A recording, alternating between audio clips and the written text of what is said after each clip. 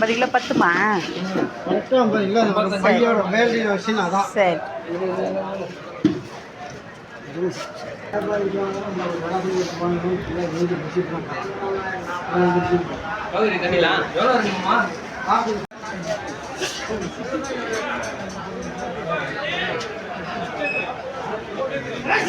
நல்லா இருக்கா?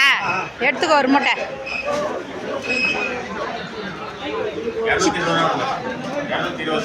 சின்ன வெங்காயம் எவ்வளோ? 1 கிலோ கிலோ 40 ரூபா. கிலோ 4 ரூபாவா? அப்படியா? எடுத்து போடுங்க.